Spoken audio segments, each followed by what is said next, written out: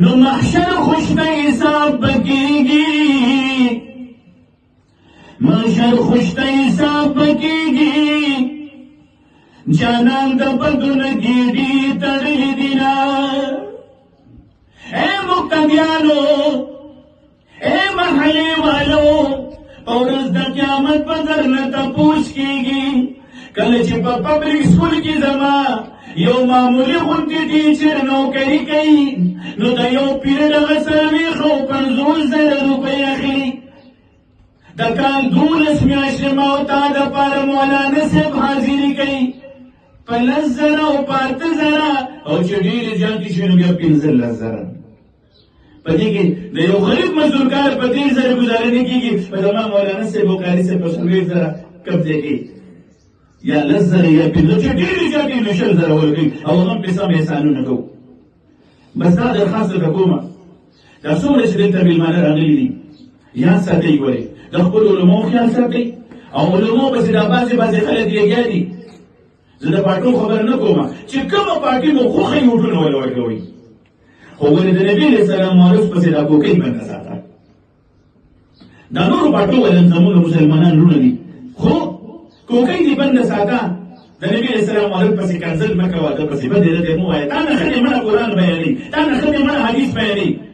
تهجد له پاسي ته په کور کې ودي د جمعې په منځ کې پوره محلې ولته دعاګانې کوي ستا بچو ته قرآن ښیي قرآن ته د خیرو ته ولې 200 روپۍ ورکړي او زما په سکول کالج یونیورسټۍ کې فزیکس کیمسټري بیولوژي ولا لیکچرر لکونه روپۍ د میاشتې اخلي خو په کومه ورځ باندې ماشوم چې د قرآن په ناظره باندې ختم وکړه مور او پلار دی په هغه ورځ باندې دا سرټیفیکېټ ملاو شو چې د مور او پلار یې مخکې ټول ګناهونه معاف شي او مور او پلار ته به په ورځ د قیامت د سرو تاجونه ورکړي دا زما او ستا د محلې یو ادنا یو غریب چې زما د سترګو څخه نه راځي هغه مولانا الیاس قاري صاحب دی هغه مرزاده قاري صاحب دی نو خیال یې ساتو انشاءالله کم ملګري چې د میاشتې 100 روپۍ 200 ورکوي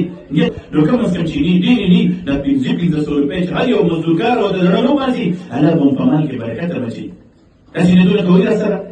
د دې قاري صاحب ډېر خیال ساتئ چې د دې غرونه د لار نه شي ګوره یقین وکړه په مینګوله کې یو ځای بل ځای کې به امامتي مو ته میلاو شي ختم خان مو ته میلاو شي او فارغ ټایم کې به ځان له مزدوري کوي لکه څنګه چې مولوي تاج اکبر ځان له شی راوړي دي او چې څنګه زه فارغ شم نو بیا ځمه او په وینګولې کې ځان له تور کې فرستومه او دا مې سوال کړی دی الله نه چې خدای پاکه هغه ورځ مه راولي چې دا مقتدیان وایي چې مولوي صاحب په دې محلې کې به اعلان وکړو چې یو 200 روپۍ ته په کور باندې کېږي خو سپک دې راته نه ګوري خبره ټیک کوم غلطه نو څوک یې کې انشاءالله که اوس پورې رانه غلطي شوي خطا رانې شوي علماو پسې مو خبرې کړې وي څه خبره ته رانې شوي نو د هغې د الله نه معافي وغواړو او د دې لپاره انشاءالله چې چېرته د علم باره کې سپکه خبره کېږي نو موږ به ضروره سپکه خبره ورپسې مه کوه کوکۍ دې بند وساته دا زما د نبي وارث دی څوک دا نیت راسره کوي زه ور ډېر ګناهګار یم یوګانې بچیان یې وله الله جل جلاله د علماو سره مې محبت کولو قسم په خدای الله به د نبي علیه السلام په مسله باندې کښېنولم